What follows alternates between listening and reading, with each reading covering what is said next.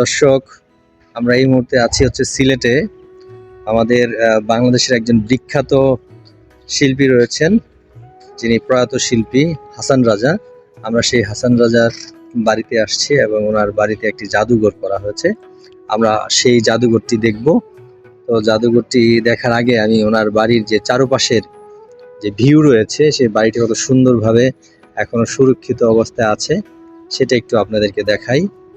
যে এইটা হচ্ছে সেই বিখ্যাত প্রয়াত শিল্পী হাসান রাজার বাড়ি, যে বাড়িটি এখনো তার যেই বংশধর যারা রয়েছেন, নাতি পুতি, তারা কিন্তু সেটা এখনো ধরে রেখেছেন এবং তার যে স্মৃতি সেটা এখনো এখানে সংরক্ষিত আছে। আমরা সেখানে যাব, সেখানে দেখব যে তার সময়কার কি কি স্মৃতি বা ঐতিহ্যবাহী কি কি যন্ত্র এবং সঙ্গীতের যে সকল স্মৃতি রয়েছে, প্রমাণ রয়েছে, সেগুলো আমরা দেখব।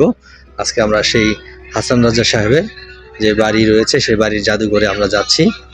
আমাদের সাথে আমরা বেশ কয়েকজন ফ্রেন্ড, আমরা ঢাকা থেকে এসেছি। ইনফিনিটিভ ট্রাভেল এজেন্সির পরিচালক মেহেদি হাসান, আমাদের সাথে হচ্ছে বিপ্লব ঢালি, এবং সাথে রয়েছেন বাংলা টিভির সাংবাদিক সুদয় স্যার। হ্যাঁ জি, আমরা অলরেডি চলে আসছি এই সেই জাদুঘর, যেটা আমরা দেখাচ্ছি এখন। জি, যদিও এই স্থাপনাগুলো অ্যাকচুয়ালি তারা ব্যক্তি উদ্যোগে এটা সংরক্ষণ করেছেন। এখানে কোনো সরকারি হস্তক্ষেপ বলেন বা সরকারি কোনো অনুদানে এগুলো কিছু করা হয়নি।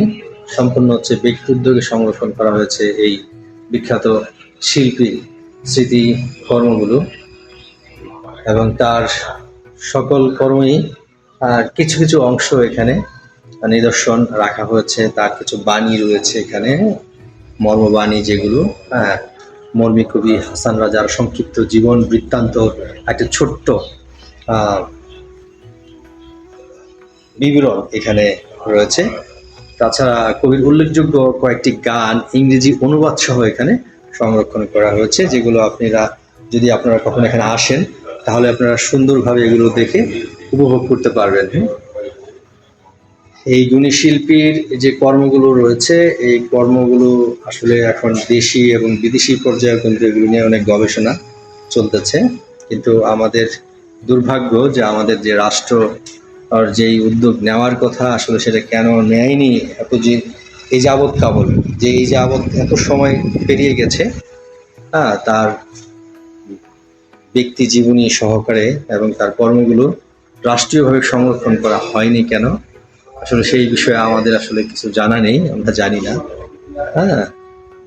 তো এখানে একটি অনেক প্রাচীন ঢাল সম্ভবত এটা সংরক্ষণ করা হচ্ছে। এখানে উৎসব অনুষ্ঠানে এটা ব্যবহার করা হতো। এটা হলো খাঞ্চা, ঢাল না, এই যন্ত্রটার নাম হচ্ছে খাঞ্চা। এটা সঙ্গীতের কাজে ব্যবহার করা হতো। এটার মধ্যে সম্ভবত কোনো ধাতব পদার্থ দিয়ে আঘাত করলে প্রচুর শব্দ হয়। তো এটা একটা যন্ত্র অ্যাকচুয়ালি। এছাড়া এখানে ঢোল রয়েছে, আমরা সুন্দর ঢোল বাজাচ্ছে আমাদের বিপ্লব ভাই। ঢোল, এছাড়া রয়েছে হারমোনিয়াম, একতারা রয়েছে, জি, বেশ কিছু আরো যন্ত্র রয়েছে এখানে।